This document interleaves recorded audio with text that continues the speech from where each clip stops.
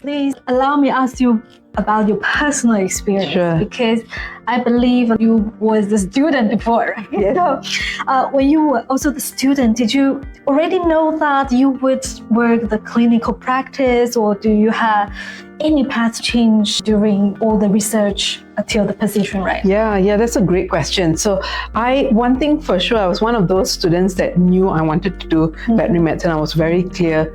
I never went the straight route. So obviously I had some challenges myself, but I was very focused that I wanted to do veterinary medicine. So any hurdles that came my way, I just rode the wave and make sure that, if I didn't get in the first time, I did another program, got really good grades, and then I got in.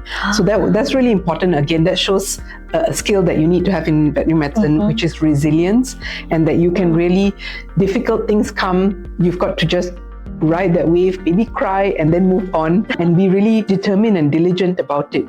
I initially focused on veterinary medicine as a clinician, so I wanted to be a clinician. But in the back of my mind, I always wanted to do wildlife. So I wanted to do small animal, but I also wanted to do wildlife.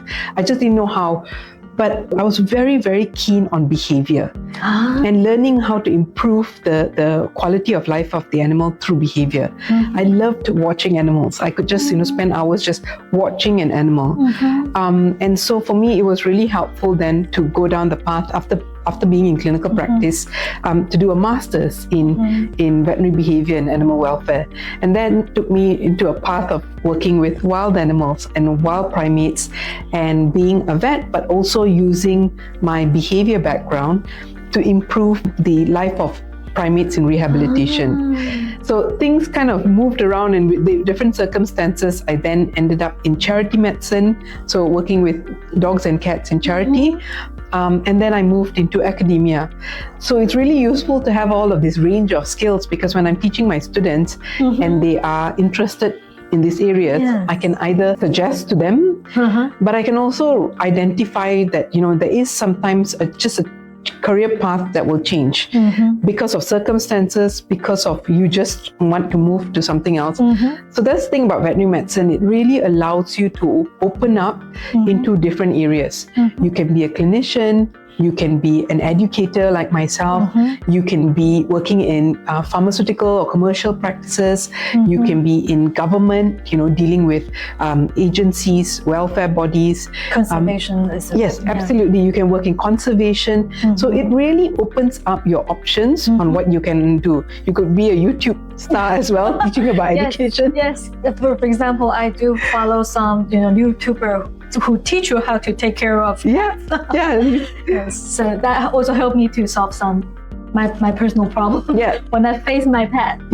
So it's a range of things that you can get involved in. But I think for Taiwanese students or families, it's still, a lot of them probably still worry animal-related degrees may not lead to stable career. So based on what you're seeing, although you have very abundant journey on your career, how accurate the concern is? I think obviously in different parts of the world that this concern is there, and I can understand why it's there. However, I can reassure that the times are changing. There's a lot of emphasis on animals, the roles that they play in the environment, and also to think about like this career path changing. So it's not just veterinary medicine. Of course, veterinary medicine allows you to treat the animals. It allows you to do various things. But there's also career path like being an animal welfare scientist, being a behaviorist, conservationist, zoologist, animal physiotherapy. These are all opportunities that the global market is starting to have an increase for. So I can understand why parents might be concerned, because maybe these opportunities weren't there in the past. But the way that we are understanding and recognizing the value of animals now is very different from what it was many, many years ago. So I would say look into opportunities now and see how the trends are changing in different markets. So in the Western market, it's very different compared to Asian market. That's true. But the trend is to show a priority on animals.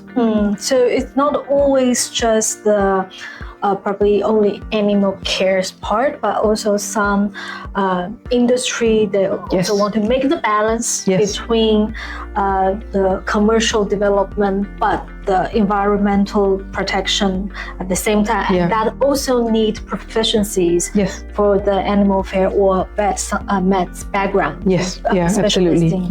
So if the students really likes animals, but they are not so sure about their future, how can they tell that if vet med is really the right path for them? And also coming after this question, and maybe you can answer it together, that what is the biggest misconception that students have before they're entering this field? And what do they realize after they study? It's really different from what I thought. Yes, that's a good question. So how do they tell if it's the right career path? So of course we spoke earlier about, having an interest in animals is important, but I think more important than that is having the right personality.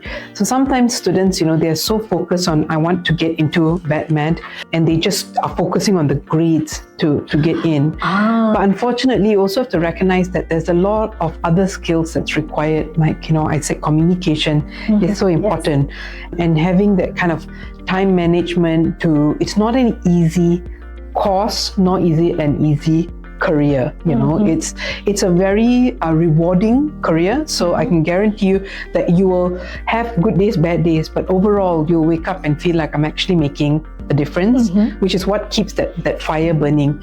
But if people don't realize that, there will be good days and bad days, they expect it to be always good, that might be another misconception that they might have. So recognizing that you need to work you do need to work hard. You need to also have what we call a growth mindset. Being a veterinarian or working with animals, you always have to keep up with what is going on. So you have to always learn. It doesn't matter whether you're 10 years in practice, 20 years from graduation, 30, things are changing. So you have to have that mindset of like, okay, I must learn and I must reflect and think, okay, how am I doing it? Right, maybe I need to change my way. And the problem is if you don't change your way and you don't have that attitude, even from a vet student, you just think, this is what I want to do, then it's very hard to actually follow through with the career. So I think that's a misconception that also students have, is that they just think of a vet as, I need to study, get really good grades. And that's it. It's a continuous process in terms of, keeping up with practice. Another bit that students need to recognize during the degree, which relates to after, is practice. Practice is really what's needed in veterinary medicine. So even when we're teaching in the course, we will teach students how to do a skill. So let's say performing a suture, so tying a knot, right? We will teach them how to do it. But for you to be good at it, you have to practice. It's like you play any instrument. Correct. Yeah. Absolutely. You have to practice. And if you feel like, I don't really want to practice all the time, then you're going to struggle. So I think those are little key things that students interested in veterinary medicine cannot just hold on to passion for animals. It's hard work and it's diligence and it's having that growth mindset that's very important. And also, if I can just add on as well, it's willing to participate. So sometimes we have students that they want to know, but they don't want to come up and see things. And that's what it's good, because opportunities cannot be presented to you. So for example, a vet might be seeing a very interesting case and they might just tell you. They won't invite you and tell you, okay, now I'm seeing the case. You have to take the initiative to maybe to get involved. Yes. You might need to wait there, and usually when we see students that are enthusiastic, people tend to also share. Yeah. Oh, you're very good. Okay, come and see these cases. So I would also encourage students that are interested in vet med is to build that curiosity and that inquisitive mindset. Now, before you start the vet program, so it could be just what's happening in the world news.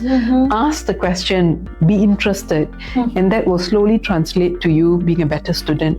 Especially, I think, from animals' world is so diverse. Yes. So get involved, get to participate, be present, and able to see actually what happened from experienced experts. It's very important. Yes. Otherwise, well, textbook is just a guideline. Yeah. It's very important that you have a hands-on and really get involved, really feel those animals' emotions and their owners' emotion to understand that the journey, then you can develop the different possibilities. Yeah, absolutely, yes. There's so many species around the world and I believe for the vet meds that they probably need to learn all kinds of the mammals, probably marine animals, and so on. So how do they decide that what kinds of animals they want to be specialized in the future, and how the university help them to explore that part? Okay, so this is very, very important because as a vet, you should be learning how to treat pretty much anything. And under the Royal College... Anything? Yeah. Wow. Under the Royal College of Veterinary Surgeons, under the Day 1 competence, which is our kind of level that we have to train the students to, it says there is that you must be omnicompetent, which means that you should be able to do a very basic treatment, triage. That means if someone brings a snake and you're not familiar with snakes, you must be able to check the snake, make sure it's okay, it's not in pain, do the basic treatment for the animal. If it's very unwell, you can put it down or put it to sleep. But you cannot just say, I don't know, I don't know snakes. You must be able to find, if you cannot do it, you must pass it to someone else. So in the RCBS, the requirement is that you know how to do across species, or at least you have transferable skills. That means if I'm familiar with handling dogs, I know that skill, I can move on to other species. So what we do at the University of Surrey is we break that down into core species, and the core species are the ones that you will see very commonly. So that's dogs, cats, rabbits, because rabbits are very common in the UK, and then you have cattle, sheep, goats to a certain extent, and then horses. These are our core species that you, as a vet, you're most likely going to see. Then you have the non-core, which is rodents, things like guinea pigs, gerbil, hamsters, reptiles, gecko, lizards, tortoises, and then you also have birds, pigs, poultry, so chickens. And in the UK, alpacas now are also very popular.